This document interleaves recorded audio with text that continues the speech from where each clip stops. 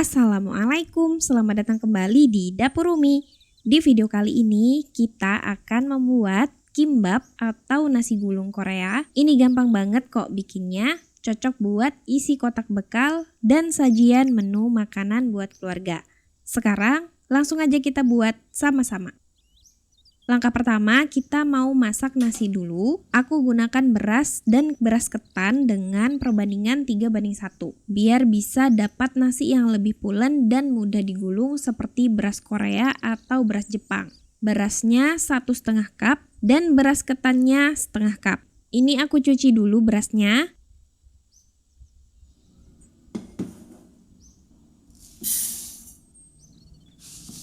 Nah, setelah dicuci berasnya, beri air seperti takaran kita memasak nasi pada umumnya.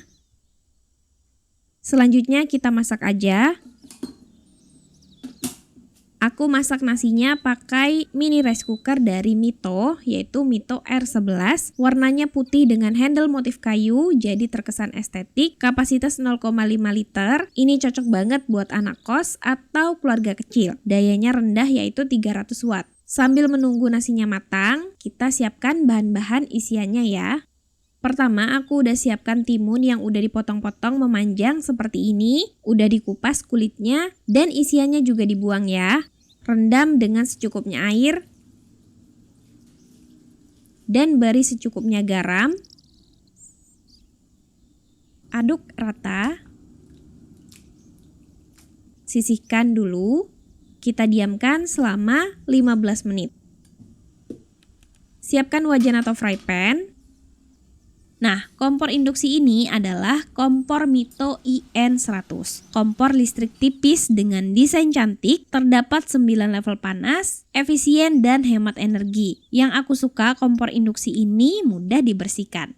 Nah, di sini aku akan menggunakan neopan dari Stain Cookware, pan dengan 3 sekat yang bisa kita gunakan untuk memasak 3 jenis masakan sekaligus. Jadi bisa lebih hemat waktu. Diameter besar yaitu 30 cm bisa digunakan di kompor induksi seperti ini. Beri sedikit minyak di atas pan. Pertama, kita akan menggoreng telur dadar. Ambil 2 butir telur. Kemudian beri secukupnya garam dan kaldu bubuk. Aku pakai kaldu jamur. Aduk sampai rata. Langsung aja kita dadar di atas pan. Selanjutnya aku akan menumis wortel. Wortelnya ini udah aku iris tipis memanjang seperti ini ya. Kita letakkan di atas pan. Sekalian aku juga akan memasak crab stick. Crab sticknya udah dipotong-potong memanjang seperti ini. Masak di atas fry pan. Wortelnya kita aduk terlebih dahulu. Crab sticknya juga kita aduk terlebih dahulu.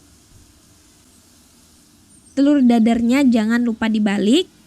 Masak sampai matang. Untuk wortelnya kita tumis dengan secukupnya minyak wijen dan secukupnya garam. Takarannya teman-teman atur sesuai selera aja. Aduk rata dan masak sampai matang. Untuk crab sticknya ditumis juga. Masak sebentar sampai matang. Kalau sudah matang masing-masing masakannya, kita angkat. Telur dadarnya dipotong-potong memanjang terlebih dahulu. Aku potong kira-kira seperti ini. Setelah dipotong-potong, siap digunakan. Selanjutnya ambil secukupnya bayam yang udah disiangin dan dipotong-potong. Rebus di air mendidih sampai matang. Merebus bayam gak usah lama-lama ya. Kalau udah matang, angkat dan tiriskan.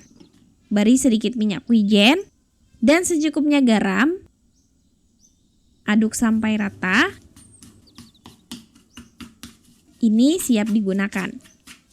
Kita sekarang kembali ke timun yang udah direndam selama 15 menit.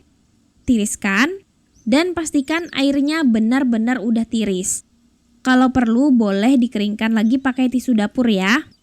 Kalau teman-teman malas melakukan cara ini, cukup pakai timun tanpa direndam garam juga boleh ya. Setelah nasinya matang, kita tunggu dulu sekitar 10 menit.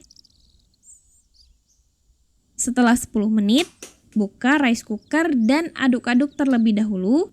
Biarkan hangat.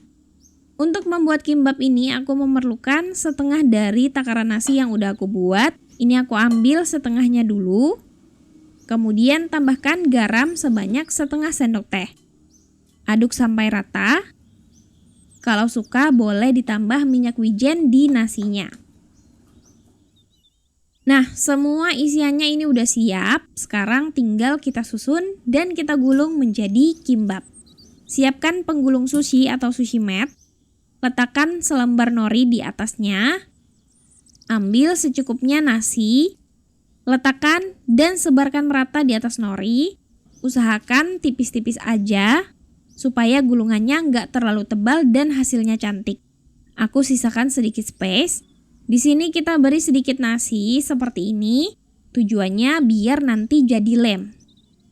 Setelah nasi tersebar merata, kita susun isiannya satu persatu di bagian ujung seperti ini. Urutannya teman-teman sesuaikan selera aja. Perlu diperhatikan, semakin banyak isiannya, semakin susah untuk menggulungnya. Jadi kalau teman-teman ragu, bisa pakai sedikit aja dulu isiannya buat belajar. Kalau isiannya udah masuk semua, tinggal kita gulung aja. Perlahan dan hati-hati sambil ditekan supaya rapat. Gulungan sushi biasanya kan ada yang dari bambu, ada yang dari plastik kayak gini. Nah, aku lebih suka pakai yang plastik seperti ini. Menurutku lebih mudah kalau pakai ini. Hasilnya seperti ini ya teman-teman. Setelah digulung, kita olesi dengan minyak wijen supaya wangi. Nah, ini aku dapat 2 gulung kimbap. Tinggal dipotong-potong, ketebalannya sesuai selera. Gunakan pisau yang tajam.